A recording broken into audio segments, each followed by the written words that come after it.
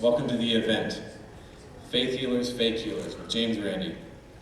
This event is sponsored by the Center for Inquiry, Fort Lauderdale, and we are Elizabeth Cadet and Matthew Martyr, the Vice President and President, flip-flopped, President, Vice President of the Center for Inquiry Club of Broward College.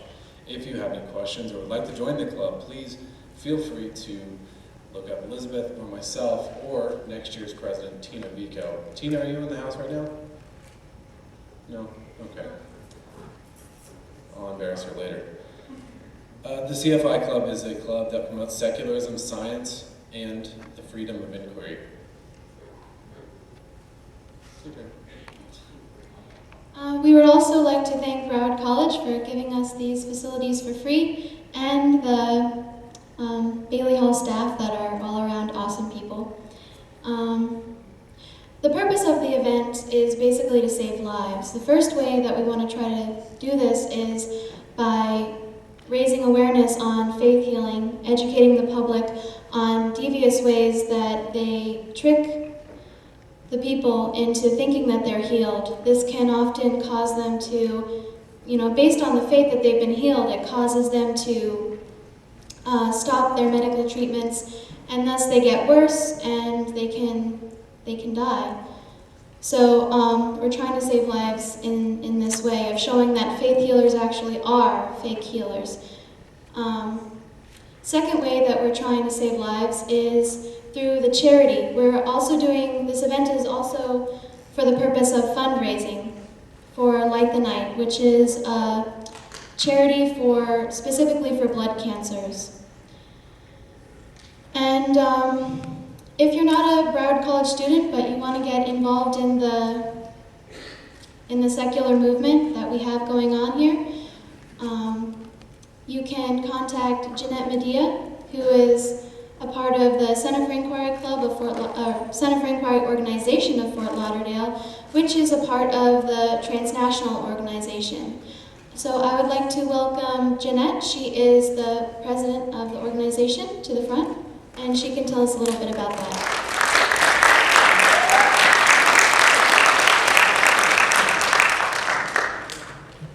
Thank you, Elizabeth and Matthew.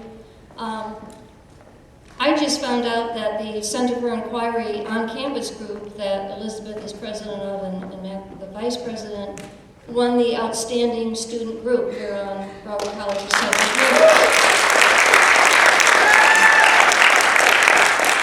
And it's because of their energy and creativity and coming up with some great events that they have done over the last couple of years. We also have in the audience Lance Bush somewhere. He actually started the group here on Central Campus, and he's about to head off to Tufts University to continue his education graduate program in evolutionary psychology with Daniel Dennett, we hope. Right? Excuse me, evolutionary philosophy. To a chemist, they mean the same thing.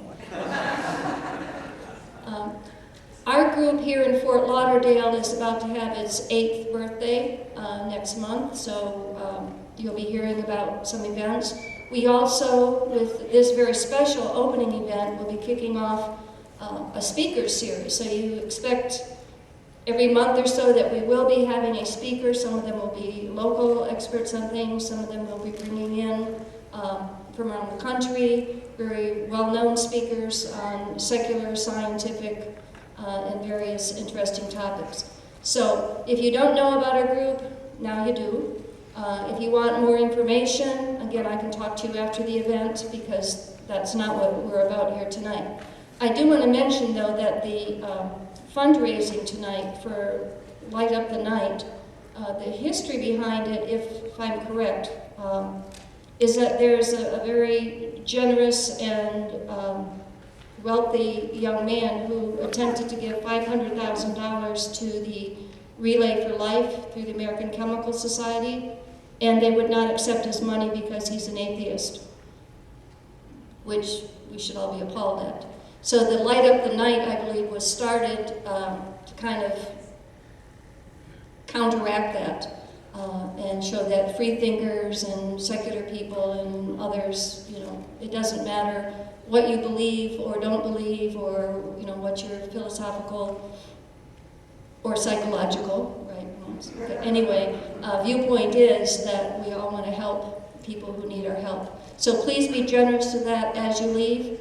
Also, they're not on stage anymore, but both Elizabeth and some of the other students have on a t-shirt that says, question everything. We have those for sale after the event for $15. They say question everything on the front, and on the back they have the scientific method. So you can support our efforts in putting on events like this and our future speaker series by helping us out with that. But you're all here not to listen to me, but to meet the amazing Randy. Many of you have met him before. I have the task of introducing him, which is almost an impossible task, because first of all, many of you know a lot about him. Those of you who don't, and I'm happy to see so many students here and a lot of my students, Randy is just a unique national treasure. His reputation as an internationally known magician, conjurer, escape artist, is widespread. But the recent decades of his life, he is dedicated to combating what he calls woo-woo, and I call, pardon the scientific term, crap. But people who are frauds, charlatans, whether they're taking money from you or not, the damage that this does to our society, some of which Elizabeth mentioned, is incredible. And the fact that people still fall for psychics, faith healers, spoon benders, who claim to have these special powers is just outrageous. And Randy is dedicating his life and his work and his energy to fighting against that. And he is the best known person in the world for doing this. He travels. He's about to leave for a European tour. He's our man. He's out there leading this great, great movement that we're all a part of. So you can read more about him and his accomplishments, but I think right now it's time to introduce James, the amazing Randy.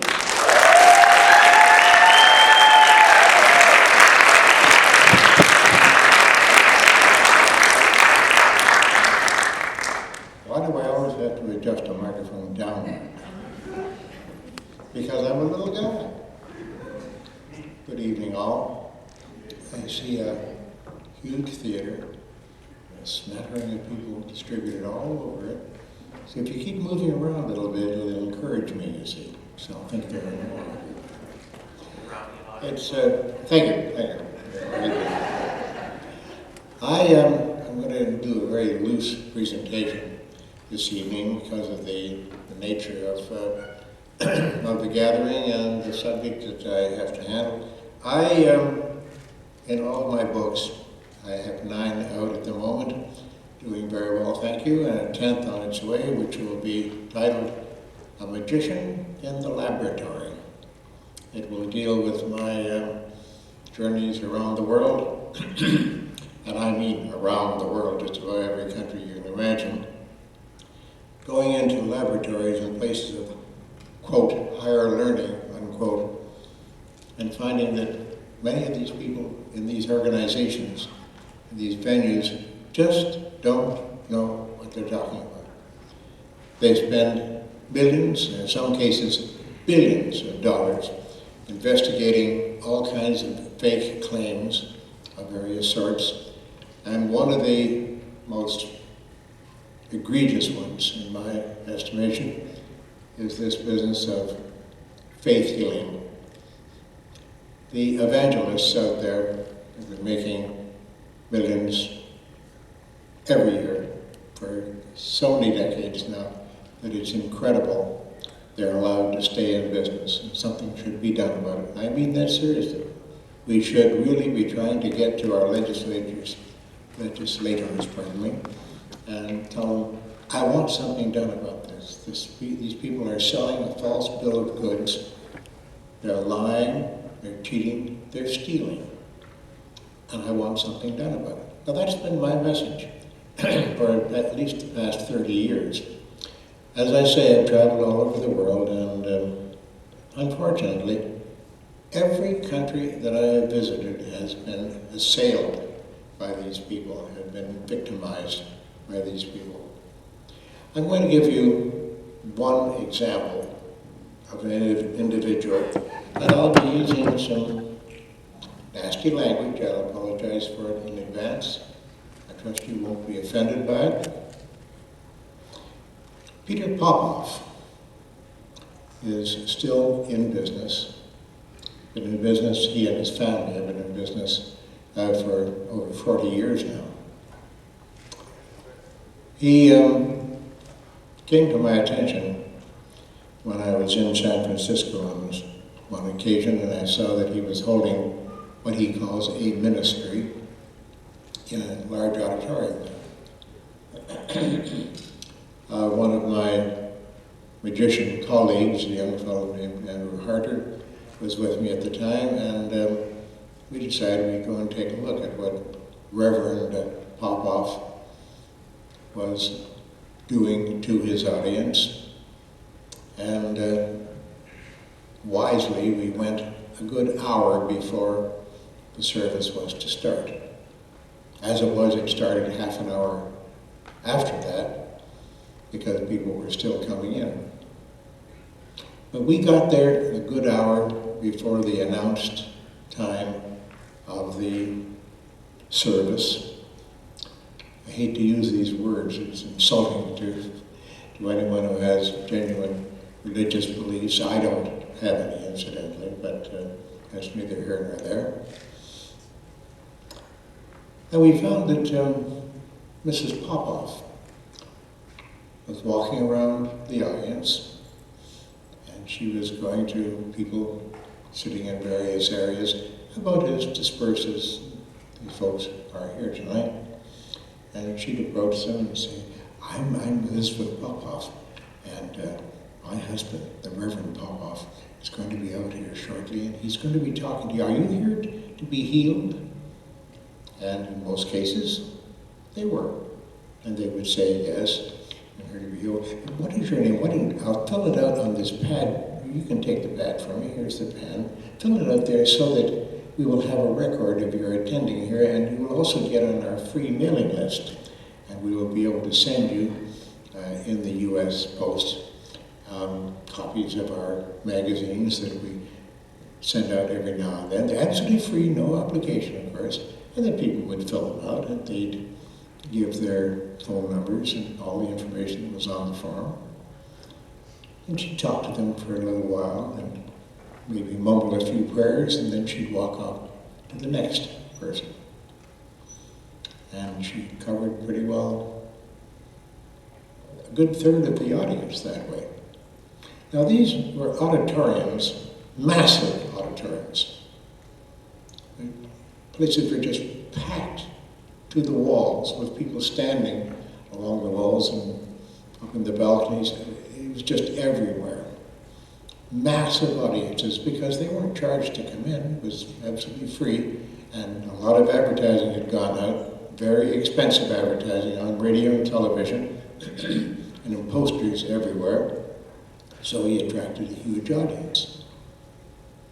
And then my young friend at the time, Andrew Harter, he went and he had a few credentials around his neck that if anyone read, it was a local library card on a ribbon and a few things like that. It didn't mean a thing, but he looked as if he was semi-official, so he had the run of the place. And he came back to me at one point there, and he said, now what do we do? I said, well, we'll just, I want you to look like you're a reporter, so I can get a pad of paper and go around making notes, and when Popoff gets out here, follow him around. He did exactly that, and Popoff made his grand entrance with the music and the whole thing. He marched down the aisles yelling hallelujah at the top of his lungs, and that was all very acceptable to the audience.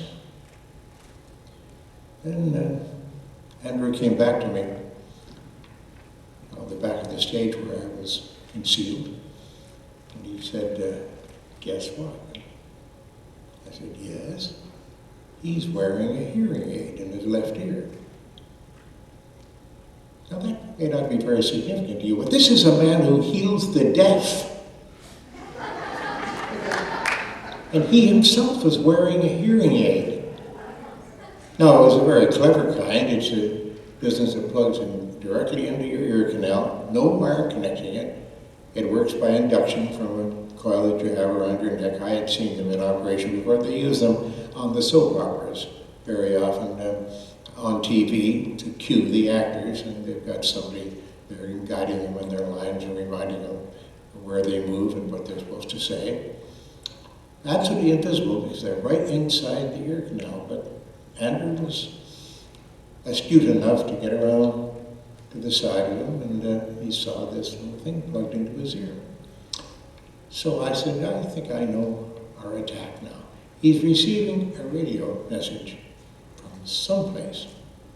I wondered where that could be. So we went back the second night, and when we went back, we had a technician, a volunteer technician, Alec Jason, who is a private investigator. Alec was dressed, I can't begin to describe to you, he was dressed in sort of coveralls. He had every mass of electronic stuff around his neck you could imagine. Most of it didn't operate at all, had nothing to do with why he was there.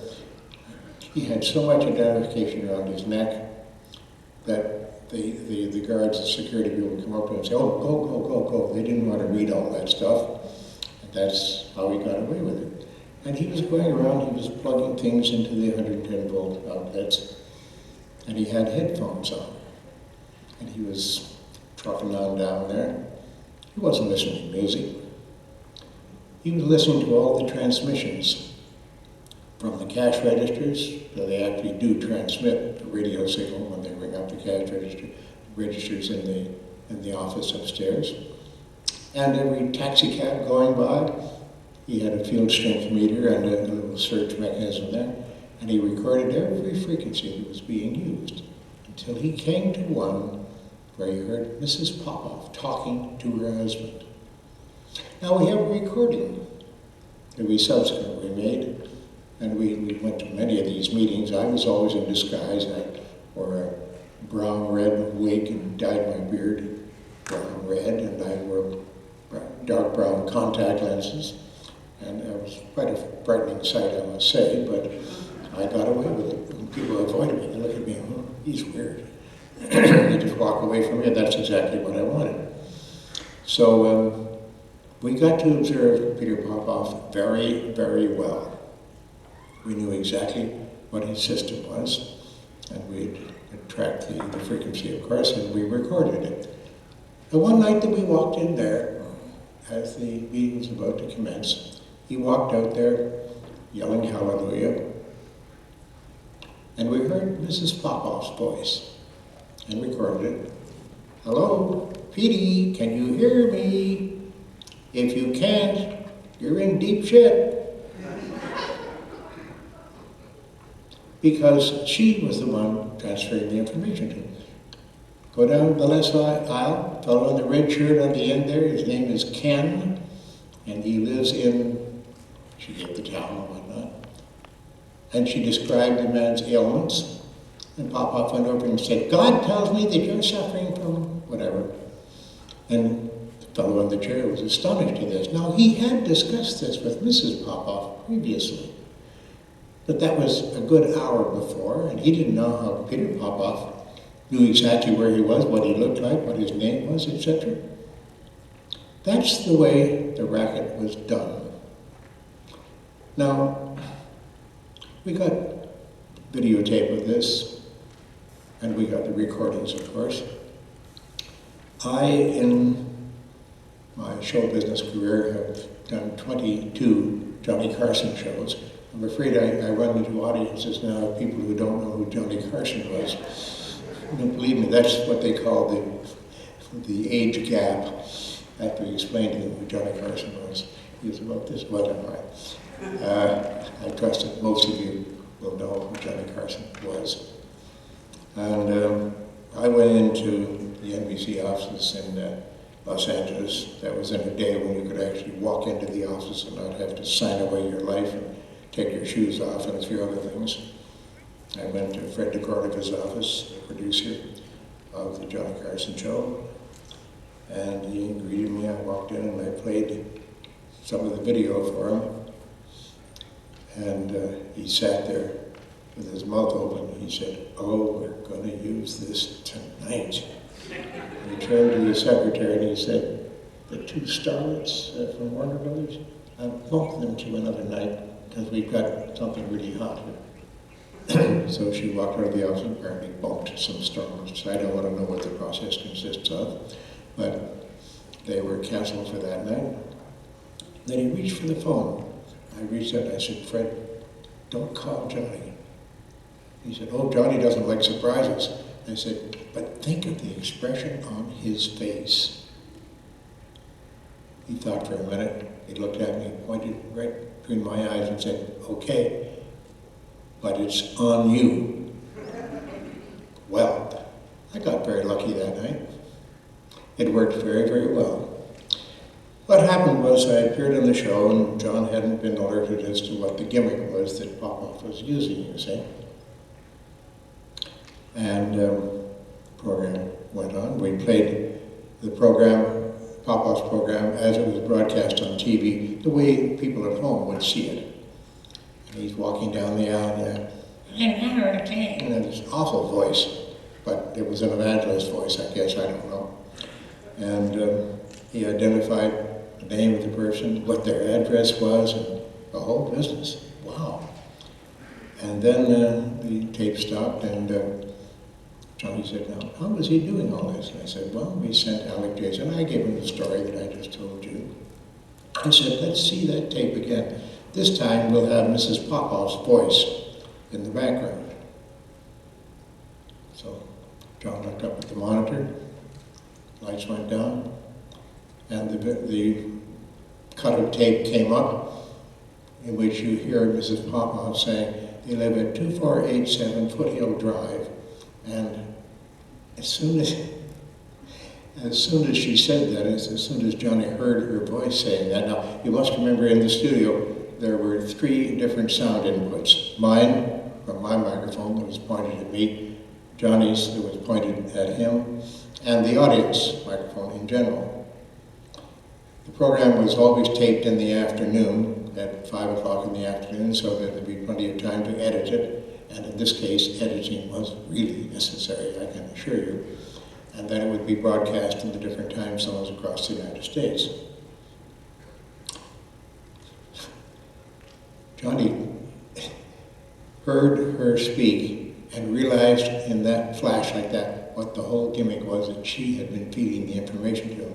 And he said, "Oh, shit!" And he did this sort of thing, and he quieted the audience down. Now, when I see that tape now, I know the exact moment at which that was edited out of the tape, you see.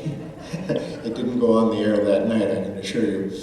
But John was so disturbed. Now, Johnny Carson was a very honorable man. I knew him for 25 years or so. Very honorable man. He was so dismayed at this. He sat at the desk at the front while the audience left for that evening. And Fred DeCordova, his producer, came over to the table and said, "John, we're going to get letters." And John looked up at him and he said, "Yes, Fred, and you're going to answer." Well, the reaction was very heavy from the audience. The newspapers featured it the next day. And you'd think that Popoff would be out of business. He's not. Well, that was many years ago. And Johnny Carson died some years back. I'm sort of grateful for one thing, though. He never lived long enough to know that in 1998, the Reverend Peter Popoff made $1 million more than the year in which we exposed him on the Johnny Carson show as an utter fake. He made $10 million that year, plus this additional $1 million over what he made that previous year. Incredible. There is no handling these unsinkable rubber ducks. People don't listen. We exposed him as a total, outright fake, a liar, a cheat, using technical means to fool people into thinking that he was listening to the voice of God, who revealed all these things to him. That's what we're up against, folks. That's what we're up against. People who surround us, people that we know and love, our neighbors and our family in many cases, they just don't listen. They will not learn from an example such as that. When Johnny Carson and I exposed Peter Popoff as a total fake, a crook, a criminal, that went right over their heads. And Peter Popoff today is still alive and well on one of the entertainment networks. He still runs his show. I don't think he's probably using the same gimmick. I'm sure he has many other ways of doing it. But that's what we're up against. You cannot sink these unsinkable rubber ducks. Misinformation. Well, look at Google. Everyone says, oh, Google knows everything. Google makes a lot of mistakes as well. So does Wikipedia. Wikipedia at least has the good common sense to have something on the screen saying, you can make corrections to this posting if you wish. And we will consider it and research it and find out whether it's correct or not. They correct themselves as they go along. Google is a little more careless than that in some ways, though they try very hard to present the right information to you.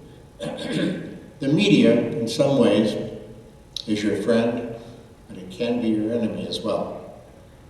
Because the media doesn't really care whether something is true. All they want to do is get another 5 minutes to fit into the TV newscast that night, or another column in the front page of the newspaper. The advertiser will pay the same amount of money. In fact, they will pay more if the stories are garish enough, and they just don't care whether it's true or not. Now, I saw the Today Show this morning. Maybe some of you did too. I watch it just about every morning. They made a horrific mistake. This is not the subject we're dealing with right now, but I think it's sufficient that you should know about it. They made a scientific statement on that program, and I sat there glued to the screen saying, they're going to correct it any minute at all, aren't they? But they did not. They made a statement of misfact about scientific principles. It was absolutely wrong. I immediately ran upstairs to the computer and I fired off a letter. Whether it'll ever get paid any attention to, I just don't know. I think not, because they got a good, sensational item out of it, and that's all they want. They don't really care whether or not it's true. Now, there are exceptions to that, of course, or we wouldn't have much dependence on or much faith in the media in general, and I'm glad that there are exceptions. My friend Andy Mooney, who competed with me on eyebrows, if you might have guessed, is no longer with us. He's a good friend. Spent quite a bit of time with Andy from time to time. He was one of those who took no nonsense from anyone. No nonsense whatsoever. He sat there and he bristled his eyebrows at people and he challenged them. To challenge him on what he had just finished saying. We need more people like that in the media, people who are not afraid to speak out. But today, particularly, I must say, with the Republican conference that's going on before our eyes, this dreary thing that is going to choose a candidate, and apparently just about has at this point, though some things have got to be ironed out, of course. I think I need some faith healing. I've got a bit of a cold tonight. So if anybody has any blessings to throw me, just thank you very much. Oh, I feel much better. Thank you. You've got the power, sir. No question about it. You've got the power. Yes. Don't get carried away. When I see such a venerable institution such as NBC making errors like this, I'm alarmed. And I want them to pay some attention to for the criticism that I've sent them. I won't go into the details of it, it's not terribly interesting, but it was a serious error. Now, oh, by the way, just so you'll know, it's an odd item, and again, it's off subject altogether, but we all know the familiar notes, dum, dum, dum, from NBC, right? Any musicians in the audience that know what those notes are?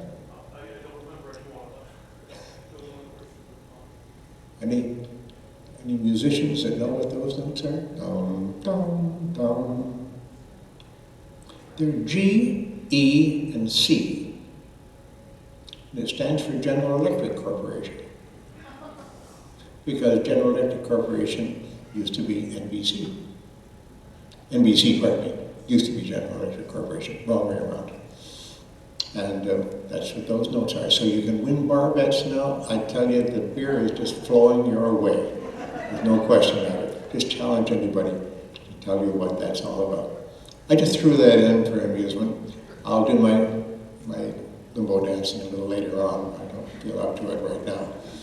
Now, when I talk about these people, the faith leaders, I have been through all of them. I wrote a book called, interestingly enough, The Faith Leaders, and it is still available in the bookstore. Just ask for it, and it's on Amazon. I find it was a very difficult book for me to write. The introduction talks about a little Asian kid, about this big, on well-worn aluminum crutches. I came upon him in a crowd of people lined up to go in to see W.V. Grant, one of the other figures in this profession. And I had a camera crew with me. They were sort of in the background, but they were filming me. And I stepped up to the little kid, and I said, are you here to be healed today? He broke out in a big smile, and he says, yes, I'm going to be healed here by Reverend Grant. And his parents spoke up, and Father said, yes, we drove 600 miles to get here. We tried before, but Reverend Grant never calls us up front. And we're going to make it this time. I said, well, congratulations. And I turned away. I broke down. I broke down completely, and I just signaled to the film crew, go. Don't do this, because I was overcome by the fact that this kid is going to be disappointed. And later on, after the service, film crew and I went outside to talk to people who were coming out of it. And some of them were walking along and snapping their fingers and yelling, hallelujah. Oh, I know that I've been blessed and such. Then we saw the little kid.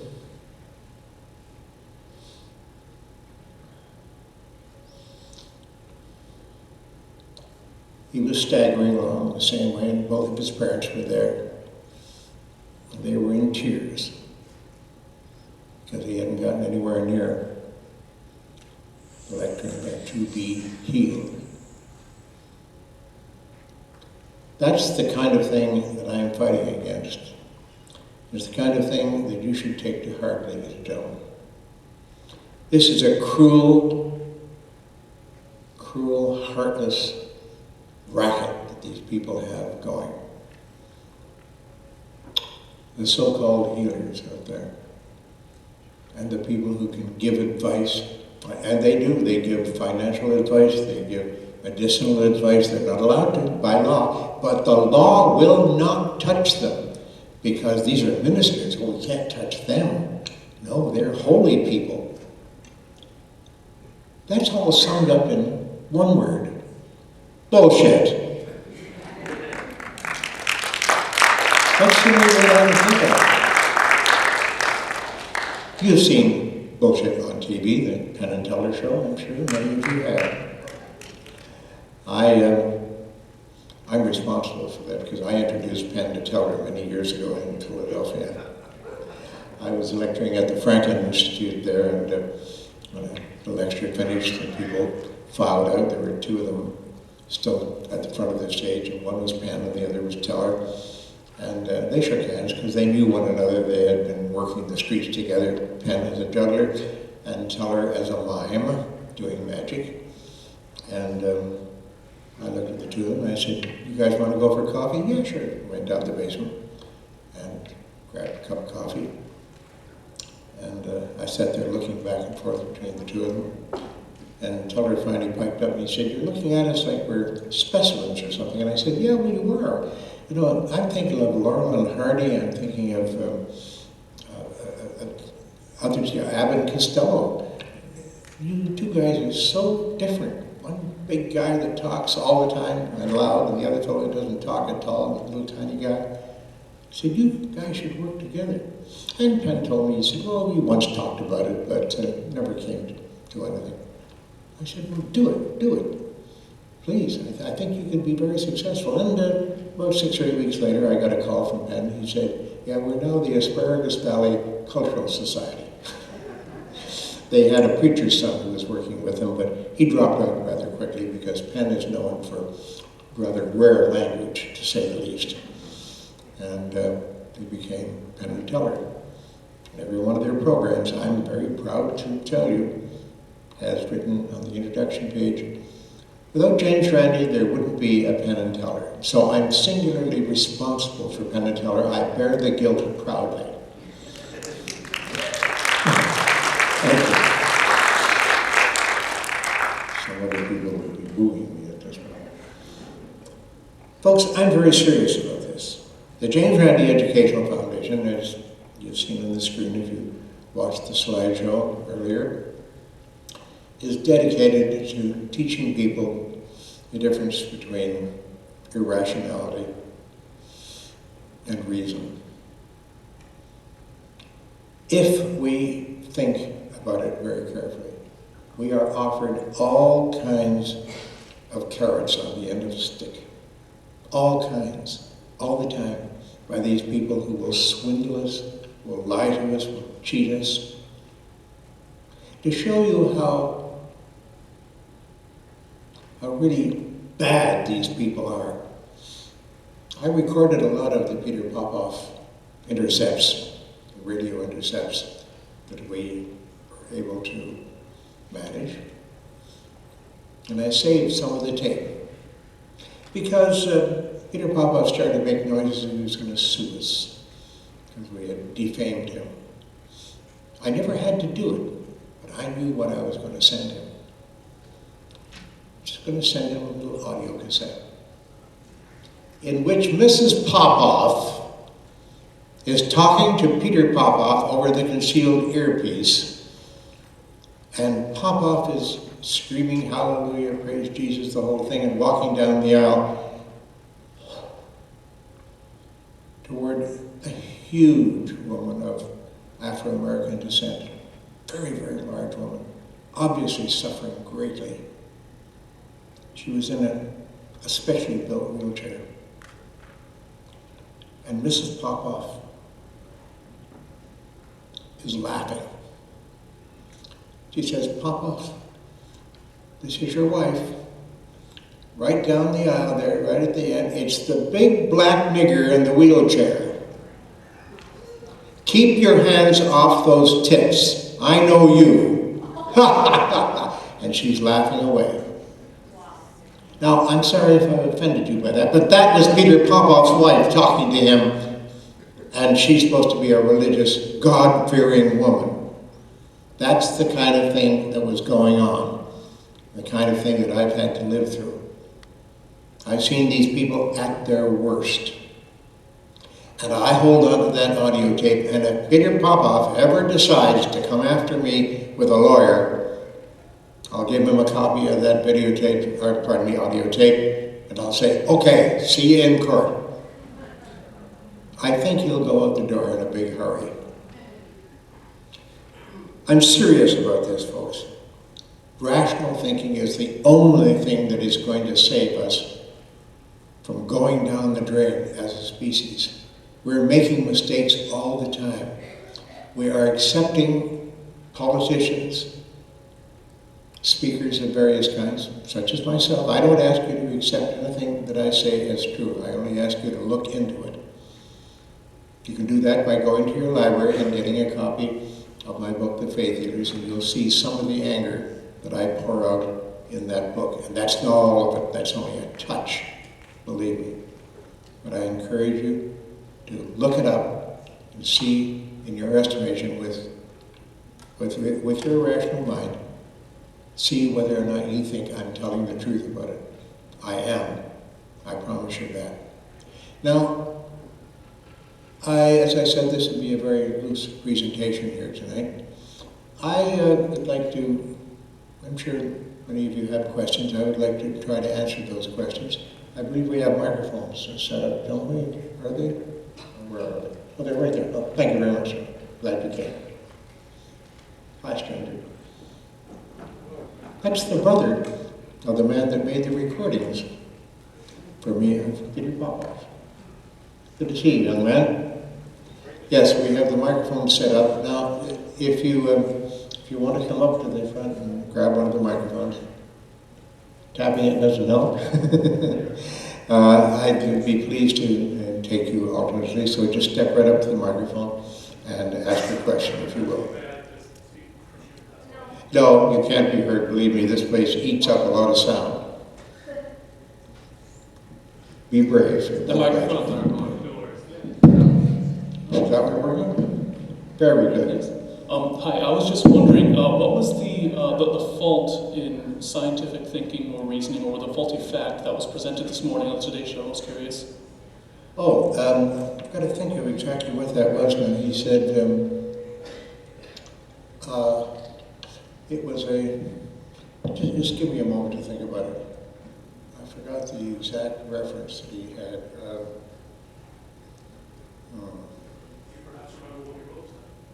Sorry? Do you perhaps remember what you wrote then? Yeah, I did it on the computer, so I forget anything I write on the computer. It's one of those things I look at it after and say, who wrote that? Yeah. I handled it from a different angle altogether. But he was saying, leave that with me, will you? And I'll try to come back to it, but I don't remember the exact angle, I'm sorry. Other questions? Yes, we have. Yes, sir. We're used to seeing the stereotype of the faith healer as the man in the suit who speaks in the loud southern accent. But you've been over the world, and I'm just wondering what other kind of non-American, non-Christian faith healers have you run into that we wouldn't be familiar with? Yes. Oh, well, thank you. That's a good question. Good question. Yes, I often ask that. It's just about the same all over the world. As I said, I've been to most countries all around the world, and it takes different forms. Now, I was approached some years ago by the Seoul Broadcasting System, SBS, in South Korea, and they asked me to do a series over there based upon my books and my writings, and also on the $1 Million Challenge. And I accepted that, and they sent over a whole committee of lawyers. They're very formidable people, as you can imagine. They sat in our library at our headquarters, and they discussed the whole thing with me. I signed the papers, and the translator, the official translator, a young fellow from Los Angeles, he took me aside after he said, Mr. Randi, he said, you know, you may have to give up the $1 million. We've got people in Korea that are so psychic, they can do wonderful things, you won't believe it. And I said, well, I've made the arrangement, I've signed the paper. When I got out to Korea with my assistant at the time, we spent about 2 hours listening to some of the stories. Went back to my dressing room. I looked him straight in the eye and I said, do you think what I think? And he said, yeah, it's all the same old crap. It hasn't changed since the 1600s, when a book came out called Hocus Pocus Jr., published in the UK, the British Empire, at that time. And nothing has changed. When they do it in Korea, the snack they have afterwards is kimchi instead of a hot dog. And the costumes are different, and the language is different, but it's the same old crappy old. It doesn't change at all. It's the same in every country, whether it's faith healing or magic of other kinds or talking to the dead. Oh, Sylvia Brown. You know who Sylvia Brown is? Oh, yeah, okay. I guess you do. Sylvia Brown, well, I've done, I don't know how many Larry King shows I did over the years, but Sylvia Brown appeared with me on the Larry King show. I was in a different location, but it was fed into the same system. And she agreed to try for the $1 million prize. And Larry King actually volunteered. He said, I'll make sure that she does. And I said, okay, I'm in good hands, so let's do it. That was 11 years ago. I haven't heard from Sylvia since, except that she was asked by a reporter about that, and she said, I don't know how to reach James Randi. She talks to the dead. She can reach them, but she can't reach me, and I'm in the phone book. And there are 1.1 million references to me on Google alone, and most of those have my address or my email address or something like that whereby I can be contacted. So I sent her, without a correct return address on, a registered letter by the U.S. Post Office, giving her the names of all of my living relatives. Not that they had to be living, she could contact them even if they weren't. And I sent her the whole thing, and I still didn't hear from her. Isn't that astonishing? I mean, and Sylvia, we call her the talons because she has these 6-inch fingernails. I'm just hoping that one of these days she's going to get carried away and scratch her eye or something and poke her brain out. There's not much to poke out there, but we'll hope that maybe that will happen. Yes, yes, next. All right, let's do it. Hey, I was just wondering how somebody would use your words as a reference to get across to somebody who's so deep in faith, who would see somebody like your words as a sign from the devil that this stuff doesn't work, and saying, you know, how would you expect to get across to somebody who is just somebody you can't even talk to in that way because they don't even... Okay. I don't expect to get through to most of them. If they've been taught since children that these things are real, and angels and devils and whatever under the earth and in the sky, and all this nonsense. And it is nonsense. It's just pure nonsense. There's no question of it. It has no evidence to support it whatsoever, not a shred of evidence to support it. Those people are pretty well doomed. There's no way you're going to get to them. Except, I must say, every now and then, well, it happened just the other night in San Jose, California. I gave a talk there at a college, and one of the academics introduced me. He got to the microphone, he was going through the introduction, and then he stopped all of a sudden, stopped dead. This is a bit of an epiphany for me, I must say. And the tears started to come down his face. And he said, James Randi changed my life. He turned me around. He had belonged to a religious cult of some kind, and he was deeply involved in it. He freed me, and he went through this whole thing, and the audience was dead silent. I was rather frightened by the whole thing, frankly. It shows me the responsibility I have to these people to come through for them. But in most cases, people who are deeply religious and have been deeply religious since they were that high have no defense against this sort of thing because they don't dare express this to the family, or they're ostracized. They've lost their family, effectively.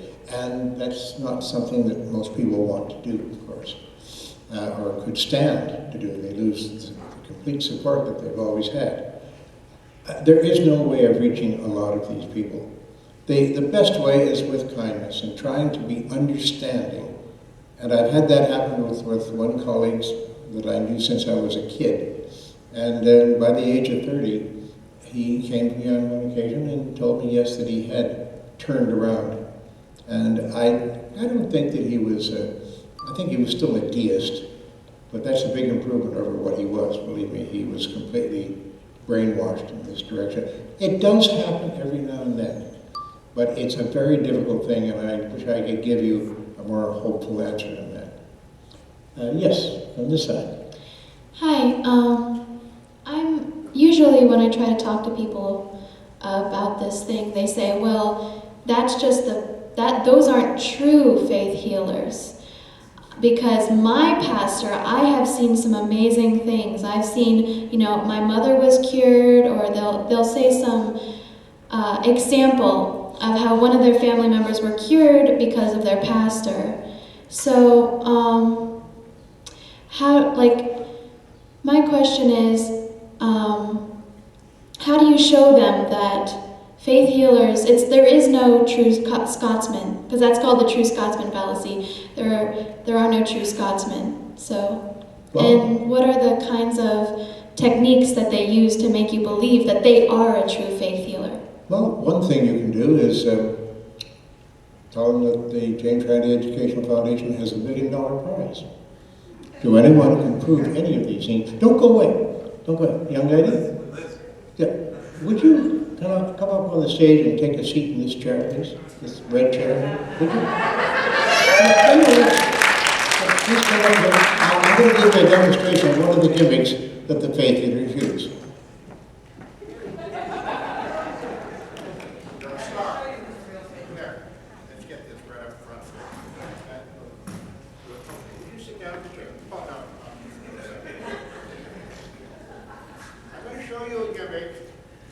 That some of the faith healers use, Peter Popoff has always used it, W.B. Grant, it doesn't have any other stuff, this is about it.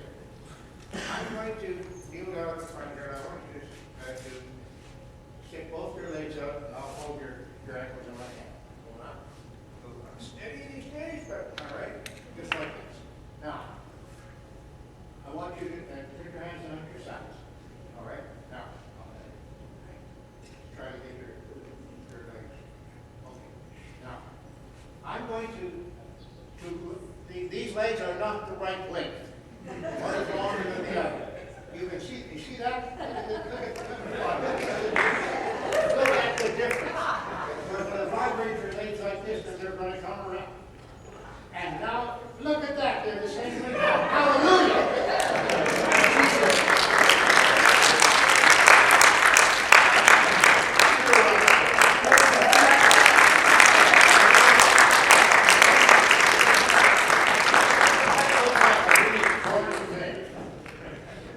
But they spend 8 or 10 minutes doing it and praying and hallelujah, praise Jesus and the whole thing. They eventually work them around and then they say, now stand up. Now she's walking straight. She was walking straight in the first place. But they will take that kind of suggestion and they will act on it. That's how cheap these folks are. They're cheap carnival stunts. That's one example, and only one very small example. Let's take a question from over here. I think that one of the most difficult issues with educating people, specifically about health and medical issues, is to not sound condescending. Exactly. And you can't tell people, you can't just straight up say to someone, this isn't real. So my question is, do you have advice for how to approach people without sounding that way? Yeah, that is a very good comment, sir, and I thank you for that. You can't sound condescending, you can't sound superior to them because they're going to resent that right away. We would all resent that. I'm sure we'll all agree on that. You can easily take umbrage at such an attitude. And I'm glad you brought it up because it's a point that I should have made a little earlier, as a matter of fact. Pardon me, I'm coughing much better now since I've been healed. That is a very sensitive point that you have to always bear in mind. Don't be condescending. If you sit and talk with these people for a while and get on subjects of mutual interest, it will always come around to religion at some point or another, and ask them what their actual evidence for it is. Now, we see a huge spectrum of different ailments that they say can be healed. But any one of those ailments being healed by this means $1 million for anyone who can actually demonstrate it. And then ask them why their preacher won't come for the $1 million. The reason is they don't need it. They've already got the money in the bank. They don't need another $1 million. And they certainly don't want to come up against a challenge that they know they are going to lose. It's one of the small weapons you can use to try to convince them. In most cases, as I told the first speaker there, first questioner, it's almost impossible to convince them if they were raised from a very early age to believe in this sort of thing. Eventually, some of them sometimes come around. Now look at Mark Twain. Do you know the story of Mark Twain in that respect? Mark Twain was, I would say, a fairly religious man. He had religious convictions, and he went to church regularly and such. He went away to Europe. And on the trip to Europe, he lost his daughter and his wife to illness. And that was an epiphany for him. He sat and took notice. And from that moment on, religion had one of its greatest enemies.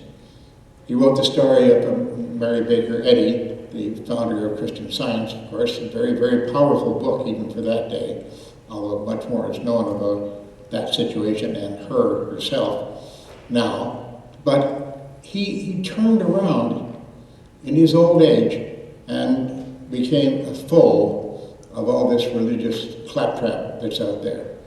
So people do turn around, they can turn around, but you've got to treat them gently. You've got to be very understanding. It's a terrible thing to ask them to throw up their beliefs of a lifetime, ask them to discard it. And you shouldn't put it that way. You should ask them to think more about it and ask questions, because the preachers can't answer those questions. Yes, sir? I think you said it best earlier. In a world full of dangling carrots on sticks, I mean, I know personally for me, I'm not going to go chasing vegetables on sticks that are probably not even real to begin with. But what can you possibly do? You can't change religious views. You can't make people change things they've had from 5 years old. But things as simple as the news and the media, like your best friends are sitting there and they go, oh, did you see that on the news? And you obviously can tell that it's not what it seems to be. How can you get across to people even in the smallest way? Not even in religious views, just in general world media. Yep. Well, that's the point. Religious beliefs like this are irrational, and they can be proven not to be so, and you can show that there is no evidence to support them. But that also goes for a lot of other claptrap out there, particularly scientific claptrap. Perpetual motion machines, which I call perpetual emotion machines, are all over the place, and they're being patented by the U.S. Patent Office just about every day, because they've now got the notion that every American citizen deserves an American patent. Even if the thing doesn't work, they issue the patents on it. Your thing that doesn't work. Exactly. This is a world pretty well ruled by wishful thinking, not by rationality. But there are organizations like CFI, you'll see them up on the display here as soon as I head away from this microphone. And I ask you to take down those email addresses and the names of the people that are involved there. It's important, because the organization that brought us together here today is important enough that they can have some influence, and they are organized, and they're very devoted to their cause, in spite of the fact that with many people it's very, very unpopular. And they have to suffer all kinds of outrages from the law as well, by being sued by lawyers who have nothing better to do because they make a great deal of money on it. Remember, the lawyers always make money whether they win or lose the case. They make money. That is the situation, which is frightening. Very frightening. Yes? Excuse me, perhaps you may have touched on this earlier. I'm not quite sure whether it would be the answer. I know that there have, since you posted the challenge, there have been a great many people who have turned down the $1 million challenge. Most recently, I read about a woman in the UK, a supposedly psychic woman. And I'm curious, what manner of excuses have people given you to turn down this $1 million challenge? Well, I suggest you go to our website, which is randi.org. You can find it very easily there. You'll see the terms of the $1 million challenge. Very briefly, I'll go into it. You have to, first of all, we ask people to make a statement of 2 paragraphs, no more than 2 paragraphs, as to what they think they can do that is supernatural, occult, or paranormal in some way.